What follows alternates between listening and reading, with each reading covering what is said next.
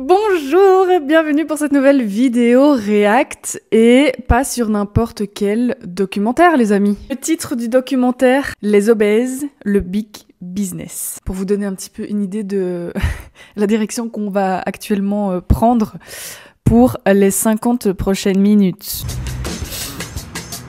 Aïe aïe aïe, ça commence Phoenix, bien. Arizona. 6, 5, 4, 3, 2, 1, go! Le défi entre les deux clients de ce restaurant, manger le plus vite possible ce sandwich unique au Et monde. déjà, les gars, ça fait 28 secondes que ça a commencé, je suis déjà complètement choquée. Déjà, d'où c'est une course de bouffer de la merde comme ça, je comprends pas. Alors, aucun jugement, hein. Je vais essayer de pas avoir de jugement, les amis, vraiment. Ce que je juge, c'est le système et la valeur qu'on y met et le manque de prise de conscience sur tout ça. Restaurant, manger le plus vite possible ce sandwich unique au monde qu'on appelle le quadruple pontage coronarien. Putain, bah allez, déjà, c'est On ne exagéré. trouve qu'au Art Attack Grill, le restaurant de la crise cardiaque. Le restaurant de la crise cardiaque. Ça t'excite de regarder un homme dévorer tant de viande, hein? Oh yeah. 1 kilo de viande, une douzaine de tranches de bacon, 8000 calories au compteur. Ici, les serveuses jouent Allez. les infirmières sexy. Le patron fait l'animation, déguisé en médecin. Eh Buckley, j'ai besoin de toi pour motiver ces gars jusqu'à la victoire. Mais Si ouais, on encourage- mais pourquoi elle monte son cul déjà? Comment vous vous sentez? Plein.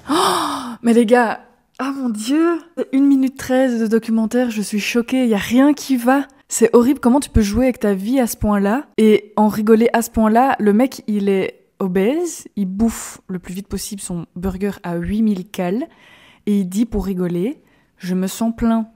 Avec une meuf déguisée en infirmière qui monte son cul et le patron déguisé en médecin qui écoute le cœur du mec obèse qui est en train de se remplir la panse. Est-ce que déjà c'est bon pour vous? Est-ce que c'est bon pour vous? L'Amérique. Terminé. 19 minutes, 1 seconde. Le vainqueur est toujours champion avec 19 minutes et 1 seconde. Allez, allez, allez. Chef d'orchestre de cette farce, un restaurateur qui assume et revendique son business avec cynisme. Ça, c'est vraiment de la sale bouffe. Si vous en mangez tous les jours, elle vous tuera. Et la nourriture saine dans tout ça? Oh, j'ai abandonné depuis des années. Je pense qu'on est le seul fast-food honnête du monde. J'ai jamais rencontré quelqu'un qui dise à ses clients « Eh, stop, allez-vous-en, ne mangez pas là ». Mais plus je leur dis de partir, plus ils veulent revenir. Et ce jour-là, le Bon, plus allez. rapide des mangeurs de burgers a gagné un service personnalisé. Je me sens super bien. C'est génial. Mais wesh. Je me sens détendu, j'ai adoré mon repas. Je rentre à la maison faire une bonne sieste. What the fuck? Ici, les clients Mais- jouent les patients jusqu'au bout. Mais ça va pas du tout. En fait, je comprends pas. En plus, les femmes sont des femmes objets complètement. Genre, la meuf, elle se balade le cul à l'air. Je comprends pas non plus, ça. Franchement. De nouveau, je juge pas, mais quelle est la valeur ajoutée? Enfin, en fait, y a rien qui va. Genre, y a rien qui va. C'est très bizarre parce que c'est second degré. Et d'un autre côté, waouh! Mais c'est choquant! Et les gens, ils vont à fond là-dedans. Le mec, il sort en chaise roulante, obèse, après avoir mangé son truc à 8000 cales. Mais est-ce qu'on se rend compte? Est-ce que j'en perds mes mots? Comme dans un véritable hôpital, le malade est raccompagné en chaise roulante jusqu'à sa voiture. La parodie est poussée à l'extrême. Pour certains, une simple comédie. En fait, le reflet d'une réalité, celle d'un pays gravement malade. Ben ouais. Un truc aussi que je me dis, c'est que là, le mec, du coup, il était assis, il a bouffé son burger, et on l'a conduit à sa voiture. Même marcher entre le restaurant et la voiture, il fait pas. En fait, j'ai l'impression que les gens sont tellement dans un cercle vicieux qu'ils abandonnent tout. Mais le mec, il est pas vieux, là, en plus, hein. Oh, moi, ça me choque, je suis choquée, là, les gars. Si le faux médecin a tout misé sur la dérision, d'autres ont fait de l'obésité un fonds de commerce beaucoup plus terre-à-terre. Keith Davis et ses ouvriers se sont spécialisés dans la fabrication de cercueils pour les plus gros Américains. Longtemps restée confidentielle, la petite fabrique familiale croule sous les commandes depuis 5 ans. Les pompes funèbres de tout le pays font appel à leur savoir-faire. Voilà par exemple l'une de nos plus grosses pièces. C'est un assemblage avec un nouveau design. Et en ouvrant le couvercle, Franchement, c'est une autre réalité là-bas. Hein. vous pouvez voir combien il est large. Tout est fait en métal. Parce qu'un cercueil en bois, c'est très lourd. C'est très difficile à fabriquer et ce serait beaucoup trop cher. Et puis un cercueil en bois de cette taille aurait l'air d'un container pour piano. Le métal moins cher que le bois. Et pourtant, le cercueil spécial obèse coûte en moyenne 4 500 $, 3 fois plus cher qu'une boîte classique. C'est un cercueil d'1,30 m de large.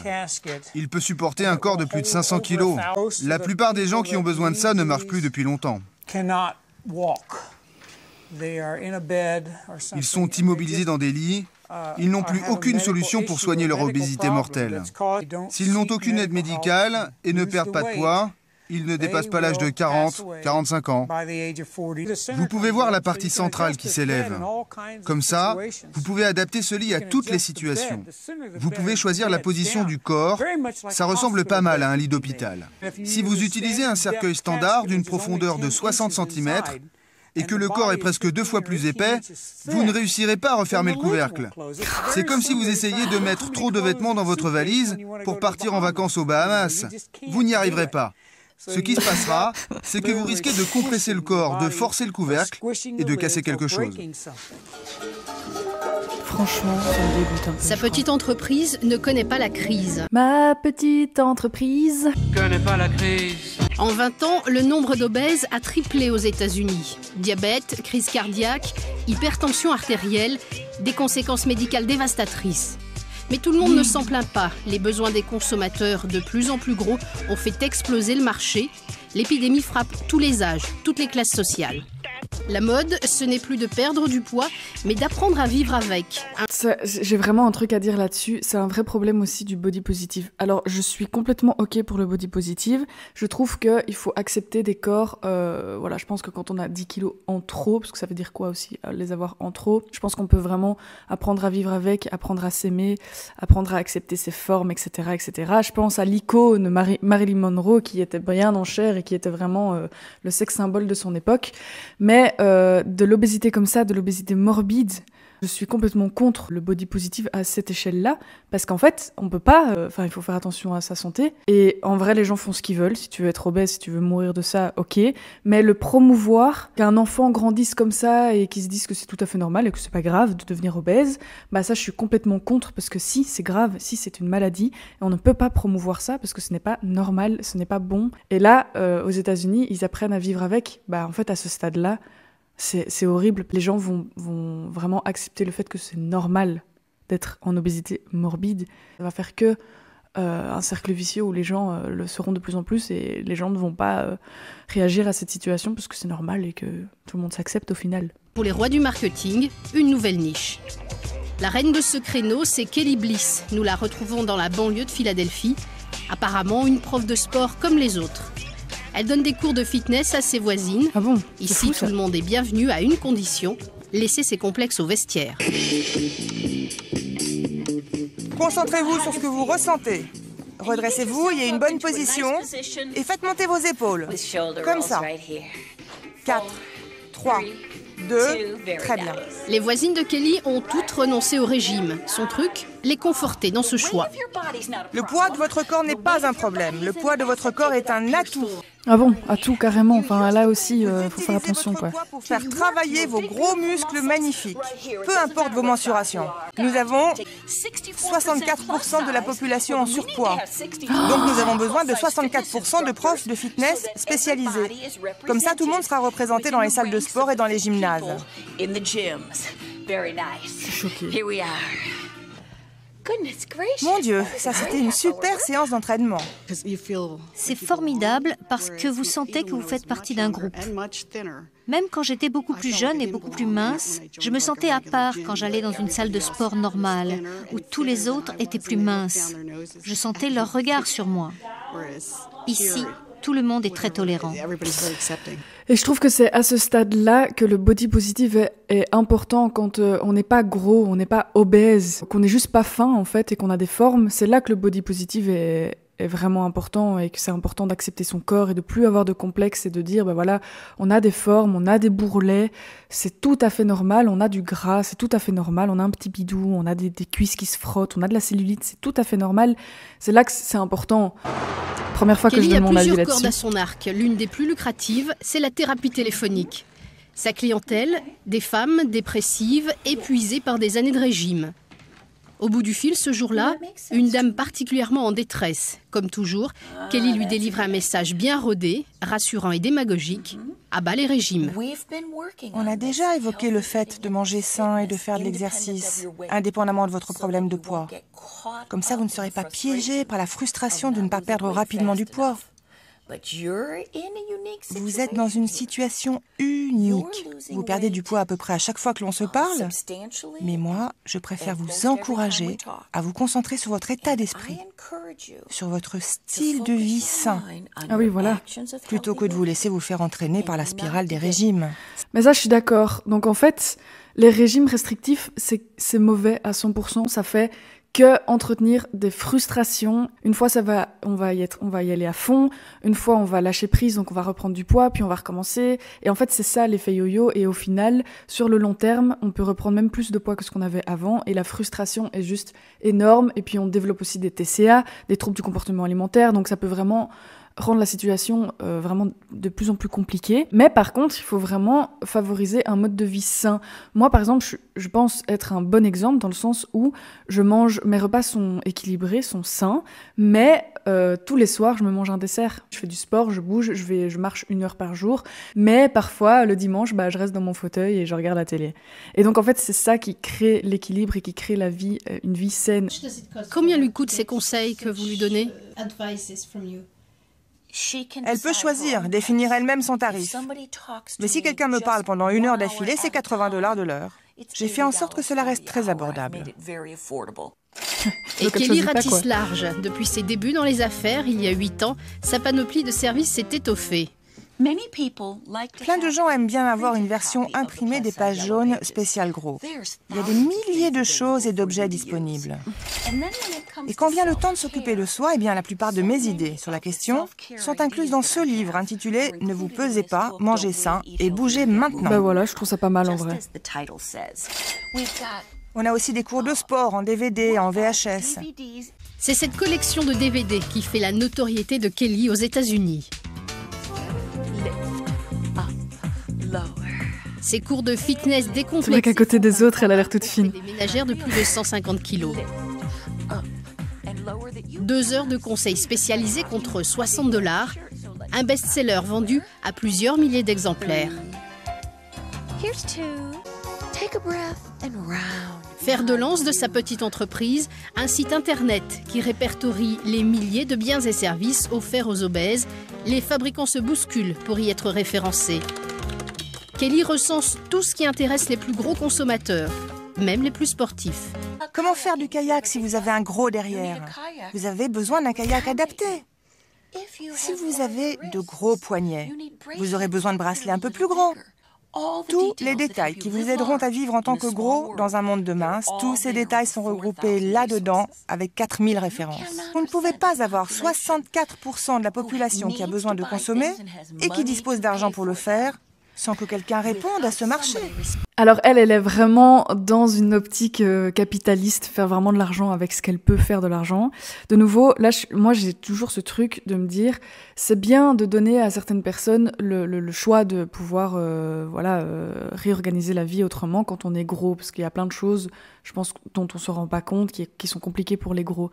Maintenant, est-ce que vous pensez, c'est une vraie question que je me pose, est-ce que vous pensez que c'est bien de tout réorganiser dans la vie quotidienne, de manière à ce que les gros soient complètement à l'aise. Je pense à cette histoire de cette fameuse femme qui a pris l'avion et qui se plaignait parce qu'elle pouvait pas passer dans la rangée du centre parce qu'elle était trop large et que qu'elle a émis l'idée que c'était quand même mieux de faire des avions plus larges, ou je sais plus exactement quelle était cette histoire, mais en gros c'était ça l'idée. Et les gens, il y avait deux groupes. Il y avait le premier groupe qui disait oui, c'est normal quand même, c'est pas normal que les obèses soient en difficulté obésité comme ça. Et le deuxième groupe disait c'est pas normal d'être en obésité en fait. On peut pas influencer le monde entier en disant que c'est normal d'être en obésité et que tout est fait pour eux, quoi. C'est compliqué comme sujet, j'ai pas envie, je pense que je vais avoir beaucoup de critiques. Et là, je parle vraiment des gens en obésité morbide, des gens comme on a vu pour le cercueil. C'est un sujet très compliqué. Je vais peut-être me faire taper sur les doigts.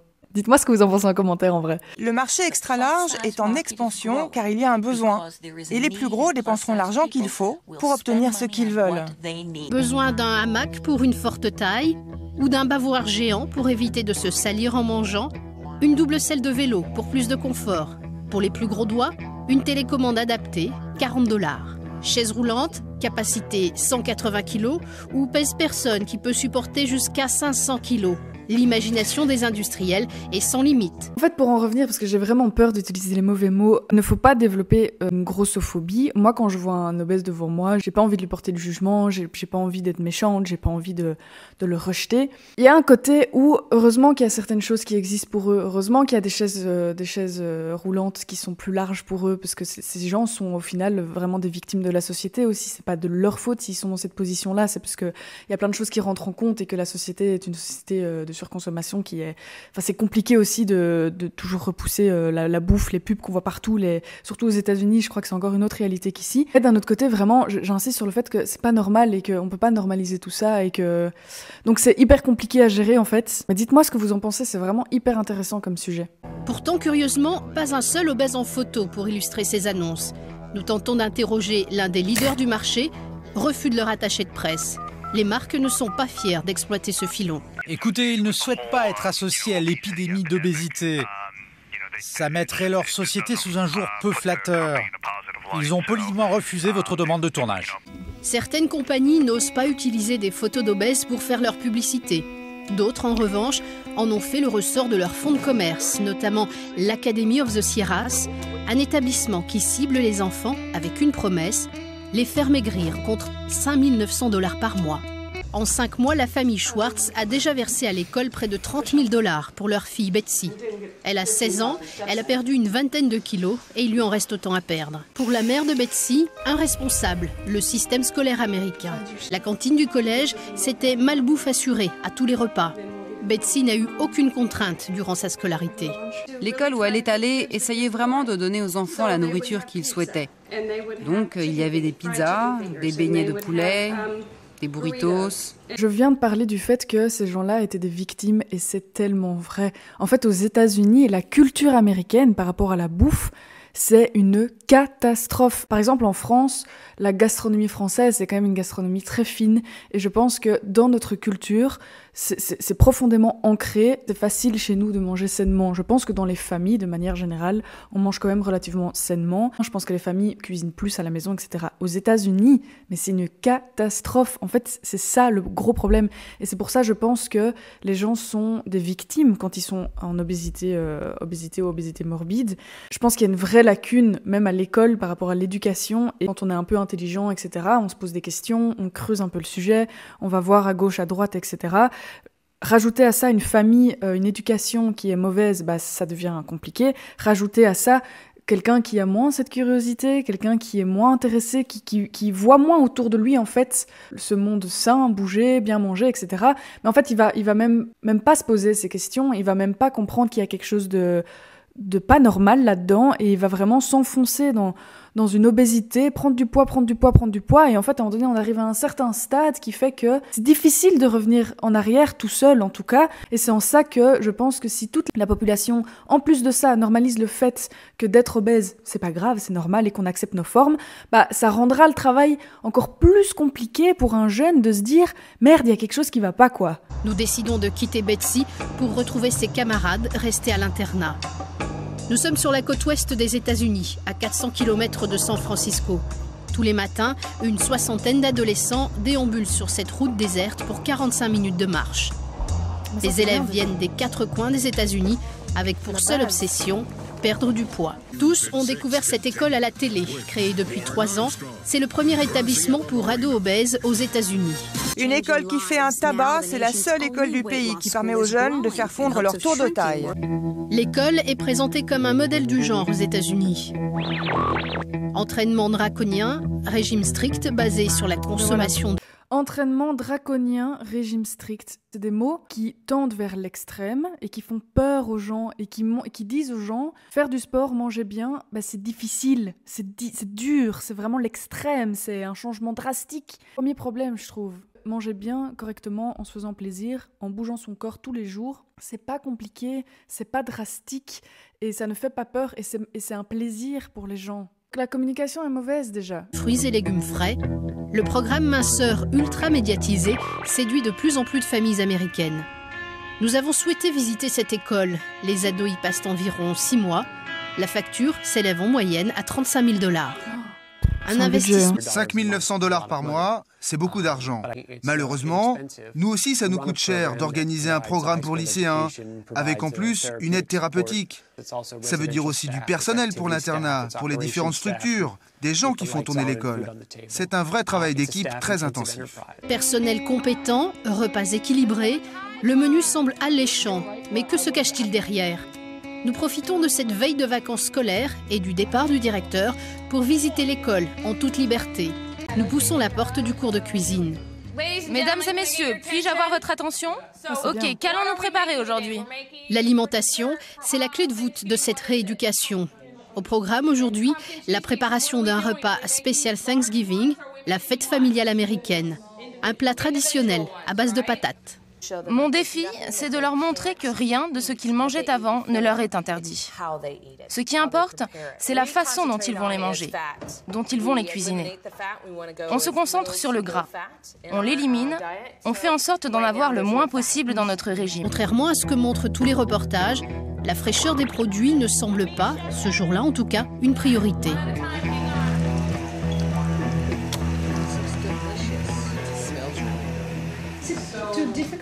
Est-ce trop difficile pour vous d'utiliser de vraies pommes de terre? Pourquoi utilisez-vous ces... Boîtes de conserve? Écoutez, c'est du temps de travail. Celles-là sont épluchées. En fait, elles sont plus douces parce qu'elles baignent dans un sirop. Ah ben voilà. Ah putain, les Américains, mais sérieux, prends des patates qui viennent de la terre, pourquoi tu dois foutre du sirop sucré dans une boîte de conserve? C'est pas bon pour la santé, je pense que c'est plus cher, plus on en parle des déchets. Genre sérieusement, des boîtes de conserve, alors tu peux aller chercher des patates dans la terre, quoi. Non mais c'est n'importe quoi. Et ça, c'est du sirop allégé. Mais je n'utilise pas le sirop. Je les filtre, comme ça, j'élimine toutes les calories. Et puis les boîtes de conserve, c'est simplement plus facile. Et toi-même, t'as la flemme d'éplucher tes patates et de les cuire. C'est la base, et c'est là que tout se joue. Patates avec du sirop. Mais non, mais n'importe quoi. Là, elles sont toutes prêtes à l'emploi, cuites. Je pourrais le faire moi-même. Mais vous savez, je n'ai qu'1 heure et 10 minutes avec mes élèves. Et voilà, c'est comme ça. Merci beaucoup pour votre question, j'apprécie. Faites-moi savoir si je peux encore vous être utile. Pour la santé, s'il n'y a que du beurre de cacahuète, c'est gras, c'est très lipidique, mais on en a besoin. C'est là où se trouve la nuance de on enlève tout le gras le plus possible. Mais ça dépend quel gras et on en a quand même un peu besoin. Vaut mieux ça que des patates en boîte avec du sirop. Hein. Le baguette magique de l'école, c'est la chasse au gras. Soda Light et aspartame sont en libre accès. Donnez de l'eau. Donnez de l'eau. L'aspartame, tu crois que c'est mieux que le sucre? Ça veut dire qu'elle mange un truc bourré d'aspartame avec un soda light. Ouais, mais ça va pas. C'est pas comme ça qu'on rééduque quelqu'un à manger, en fait. Et de façon illimitée. Après les repas, chacun calcule la dose de gras consommée. C'est le sucre aussi qui est mal. 3 heures plus tard, c'est déjà l'heure de goûter. Personne ne rate le rendez-vous devant la cantine. Là encore, surprise. Le menu n'a rien de diététique. En fait, ce sont juste des biscuits à la figue. Ils sont fabriqués sans gras et en plus, on fait une bonne action. Des biscuits sans gras mais bourrés de sucre. En fait, il faut arrêter de diaboliser le gras à ce point-là. Et putain, ça fait 3 heures qu'ils n'ont pas mangé, ils peuvent pas manger des fruits, une salade de fruits, j'en sais rien, pas en boîte la salade de fruits, hein, des vrais fruits. Les fruits sont toujours sans gras. Les bretzels aussi sont sans gras. Mais ils contiennent plus de calories, je crois. C'est quoi cette prof de cuisine en carton? C'est un scandale. Pour 6 000 balles par mois? À la fin de la séance, la corbeille est restée intacte. Plus surprenant encore, dans les reportages, l'exercice sportif était mis en avant. Pourtant, la salle de sport que nous découvrons a des allures de salle de jeu. On est loin des entraînements intensifs présentés dans tous les médias. Il n'y a rien qui va. L'exercice le plus intense du moment, c'est la pratique de jeux vidéo, comme cette partie de bowling virtuel. Grâce à une télécommande, nul besoin de faire l'effort de courir pour lancer la boule.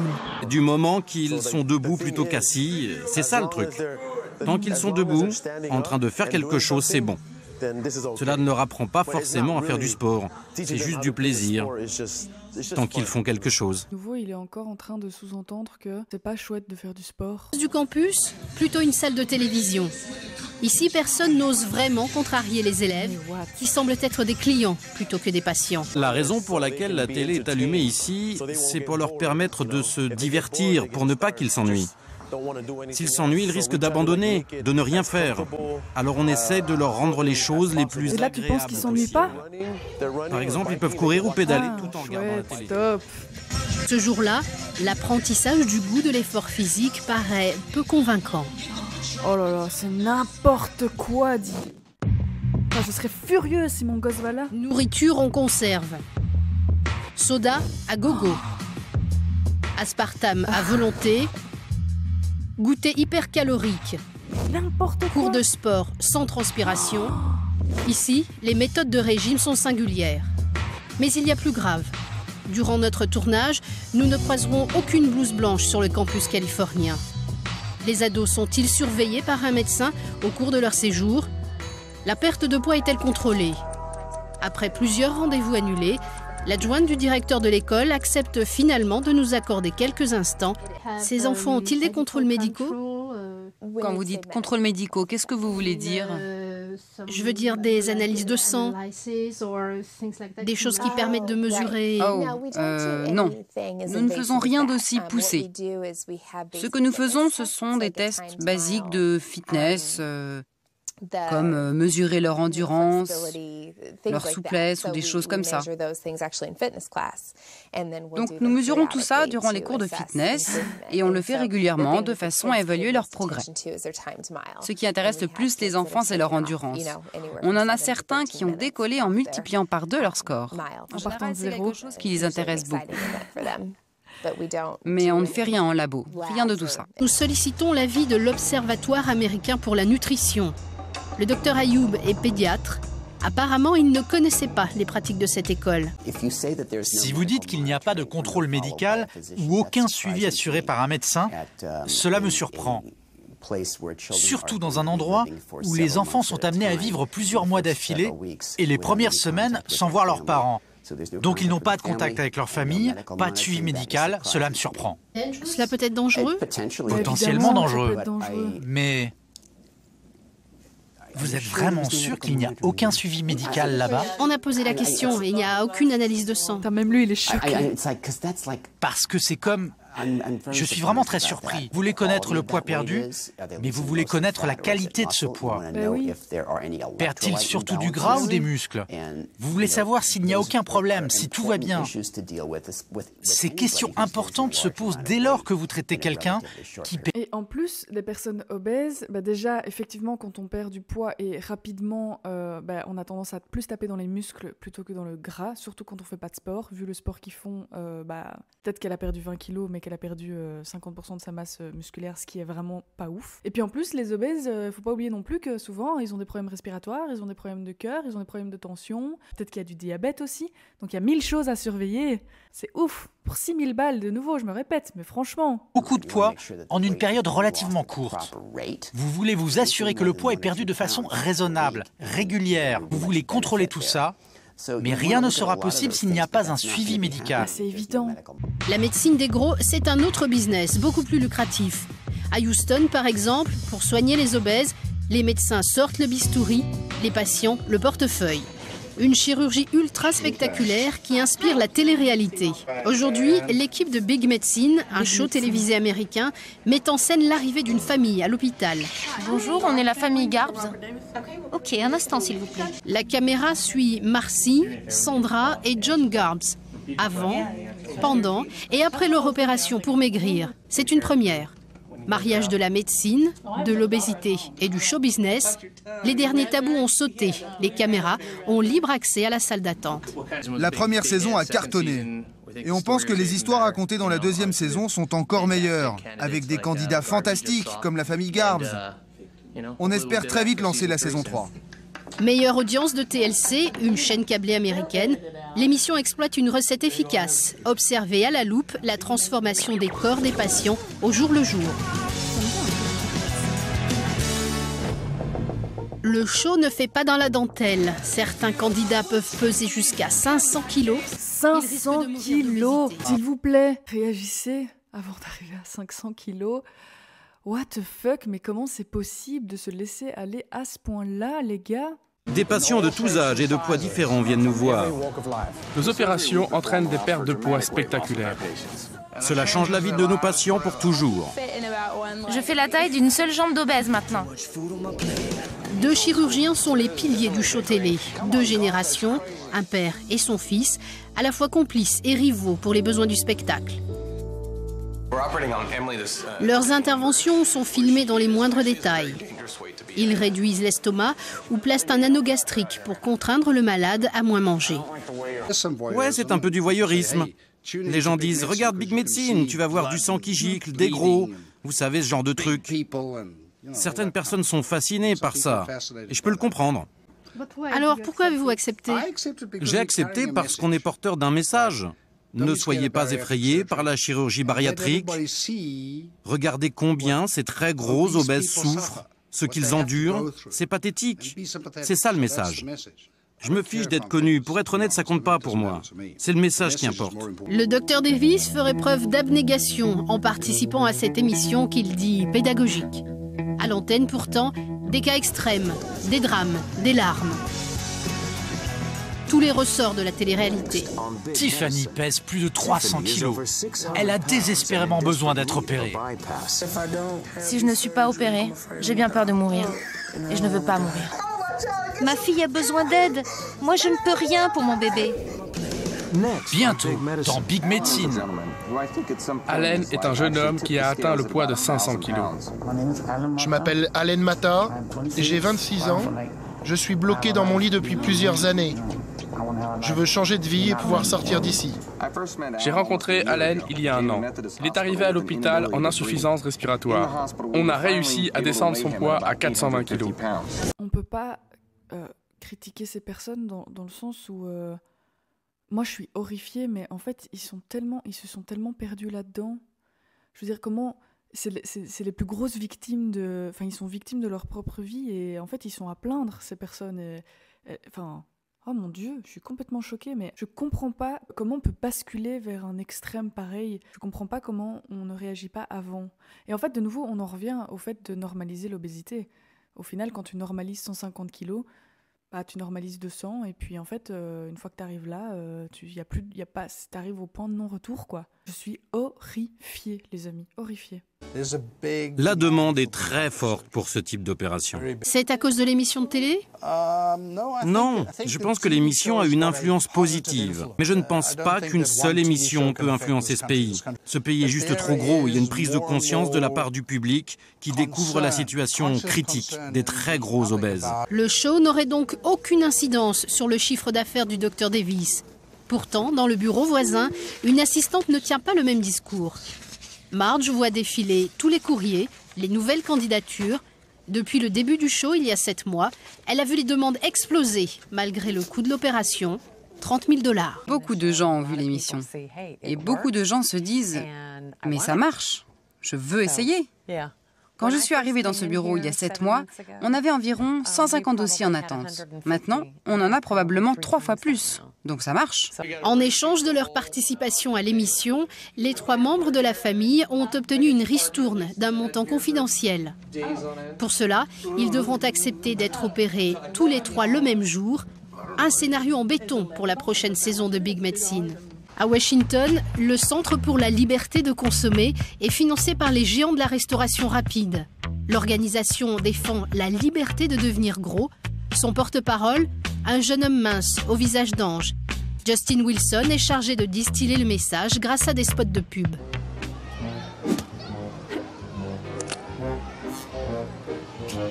Everywhere you turn, somebody is telling us what we can't eat. It's getting harder just to enjoy a beer on a night out. Do you ever feel like you always been told what not to do? Find out who's driving the food police at consumerfreedom.com. Hey, back off! Ce que vous pouvez remarquer, c'est que doucement mais sûrement, des gens se permettent de vous dire « Eh, vous ne pouvez pas faire ci ou ça, ne mangez pas ça, vous allez grossir ». On veut juste que les gens se défendent en disant « Eh, lâchez-nous, laissez-nous décider seuls ». On a diffusé et rediffusé cette pub sur les chaînes nationales. Et on a eu des tas de coups de fil de gens qui nous disaient... C'est abusé parce que, de nouveau, quand on voyait la maman qui pleurait parce que sa fille faisait 300 kilos, est-ce que vous pensez réellement que ces gens sont heureux ? Qu'ils ont décidé d'être dans une situation pareille? Vous pensez qu'ils sont complètement libres de leur choix et qu'ils sont heureux d'être vraiment maintenant obèses, heureux de ne plus pouvoir marcher, d'interagir avec les gens, avoir une vie sociale? Enfin, c'est complètement débile ce genre de message. C'est pas vrai, les obèses ne veulent pas être dans cette situation pareille. D'ailleurs, c'est pour ça qu'il y a autant de gens qui réagissent, qui veulent perdre du poids, parce qu'ils se rendent bien compte qu'en fait, c'est pas du tout confortable comme situation. Et c'est normal à un moment donné qu'on fasse de la prévention par rapport à l'obésité. Parce que c'est une maladie mortelle, c'est la plus grosse maladie mortelle qui existe. Justin, c'est le monsieur obésité de l'organisation. Son refrain, l'épidémie d'obésité serait un mythe, inventé par les ennemis des fast-foods. On nous matraque avec l'obésité. Des gens mal intentionnés en parlent en des termes effrayants. Ils parlent de tsunami, de peste noire comme au Moyen-Âge. C'est juste n'importe quoi. En fait, ce qui est n'importe quoi dans cette situation, c'est que le mec, il est tout fin. C'est encore un homme blanc tout fin américain qui se permet de dire que c'est pas vrai. Mec, tu te rends même pas compte, en fait, dans quelle position tous ces gens se trouvent. C'est ouf, comment tu peux parler de ça alors que tu ne connais pas ce mal-être qu'est l'obésité, en fait. Avec sa petite cravate et son petit costard, enfin ça me fait bien rire, quoi. Hot dog dans la rue, dites-vous qu'il exerce un droit fondamental que nous avons, nous, ici, en Amérique. Chacun a le droit de mettre ce qu'il veut dans son corps. Mais les gens ont le droit, c'est ça que je disais au tout début. Un soda, mais une eau minérale que ce sportif choisit de consommer. Décalage entre une attitude et un discours prémâché. Si je meurs un an ou deux plus tôt parce que j'ai mangé trop de cheeseburgers, eh bien, merci mon Dieu. La liberté personnelle, c'est de faire ses propres choix. Si vous voulez être gros, vous savez. Tous les gros savent ce qu'il faut faire pour perdre du poids. Ils choisissent juste de ne rien. Quand j'étais plus jeune, j'avais un peu ce discours de dire les gros, c'est de leur faute s'ils sont gros parce qu'ils l'ont décidé et qu'ils veulent bouffer du Nutella, alors ils bouffent du Nutella et puis ils sont gros, donc c'est de leur faute. En fait, non, c'est beaucoup plus profond que ça. C'est une blessure dans notre société. La société américaine, c'est encore plus gros. Et comme je l'ai dit et je le répète, tous ces gens sont victimes. Et donc, en fait, c'est pas si facile que ça. Des publicités, on en voit partout. Des fast-food, il y en a partout. Des gens qui ont moins eu l'éducation ou qui sont dans des écoles ou dans des internats, c'est beaucoup plus compliqué de gérer ce genre de choses. Et donc, tu peux pas avoir, en fait, ce discours-là de tout le monde est libre de faire ce qu'il veut, tu as la force de faire ça, tu as la force de faire ça, tu n'as pas la force de faire ça, tant pis pour toi. C'est ce genre de discours. Le mec, il est en train de dire, moi je mange bien, je bois bien, si toi tu veux ne pas manger bien, ne mange pas bien, sois obèse, meurs plus tôt. On n'a pas tous la même intelligence, on n'a pas tous la même curiosité, on n'a pas tous la même éducation, on n'a pas eu les mêmes conditionnements. Donc en fait, tu peux pas avoir un discours comme ça. Liberté d'être gros et de mourir plus tôt. L'argument est cynique pour les défenseurs de l'alimentation saine. Retour auprès de Julie avec son patron. Michael Jacobson mène le combat depuis 37 ans. Sa bête noire, le lobby agroalimentaire et ses représentants comme Justin Wilson. Le Centre pour la liberté de consommer défend la liberté des compagnies et pas celle des consommateurs. Il a été fondé par l'industrie de la restauration, l'industrie de l'alcool, les fabricants de pompes à soda. Et il est chargé d'accomplir les tâches gênantes dont ces industries n'ont pas envie de s'encombrer. Par exemple, être médisant, attaquer bassement les organisations qui se battent pour faire évoluer les lois de protection de santé publique. Cela a été très difficile d'obtenir des actions nationales pendant 7 ans sous la présidence de Bush très conservatrice. Le gouvernement fédéral n'a tout simplement rien fait sur cette question de l'obésité. Les principaux dirigeants ont fait de grandes déclarations. « Oh, l'obésité, c'est tellement nocif !» Il faut qu'on arrête tout ça. Mais lorsqu'ils ont compris que pour résoudre le problème, il fallait soit s'attaquer aux géants du business, soit débloquer des budgets, les républicains n'ont rien fait. Ne pas froisser les capitaines de l'industrie agroalimentaire, c'est bien ce qui explique la paralysie du pouvoir politique. La toute-puissante industrie pèse 3 000 milliards de dollars. Elle protège ses intérêts en finançant les campagnes électorales. Au Capitole, nous nous sommes rendus à la sortie d'une conférence de presse d'un sénateur démocrate, l'un des plus en pointe dans la lutte contre l'obésité. Surprise, il reconnaît que les politiques sont tous pieds et poings liés. Le système politique des États-Unis est différent de la plupart de ceux des autres pays. C'est un système très coûteux. Sénateurs et membres de la Chambre des représentants doivent lever des fonds, d'énormes sommes d'argent, des millions de dollars pour être réélus. Ils trouvent l'argent auprès de puissants groupes de pression. Et ces lobbies sont très écoutés au Congrès. Ils veulent protéger leurs intérêts, ils veulent protéger leurs emplois. C'est là toute l'équation de la politique américaine. Vous ne pouvez pas vous passer d'eux? Non, à moins de changer le système. J'ai un projet de loi sur le financement de la vie publique, mais c'est juste un rêve. Le rêve américain, c'est avant tout la réussite financière des plus audacieux. Dans les plaines du Middle West, la petite fabrique de cercueils prospère. Keith Davis a du mal à faire face aux commandes qui affluent de tout le pays. Son entreprise, c'est une sorte de poste d'observation privilégié, avec vue imprenable sur l'ensemble des États-Unis et sur la progression de l'épidémie d'obésité.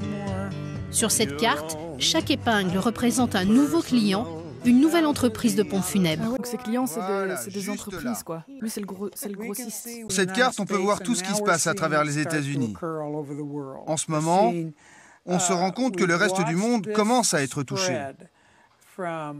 Cette propagation a commencé dans le sud-est, avant de remonter vers le nord. Plus vous vous déplacez vers l'ouest, moins vous trouverez d'obèses, en particulier en Californie. Internet, Keith Davis et sa femme reçoivent des messages du Japon ou d'Europe. L'avenir est assuré pour la famille Davis. La demande de cercueils extra large est de plus en plus forte. Franchement, ils sont déséquilibrés, ces gens, je vous jure. Ok les amis, j'espère que cette vidéo vous aura plu. N'hésitez surtout pas à me laisser en commentaire tout ce que vous pensez. Pour rebondir un petit peu sur ce que j'ai dit, ça peut être sympa d'avoir des échanges. J'espère que je me suis bien exprimée. C'est vrai que c'est toujours compliqué de s'exprimer devant une communauté. Voilà, j'espère que je n'ai froissé personne. Moi je vous fais des gros bisous et je vous dis à très bientôt pour une nouvelle vidéo.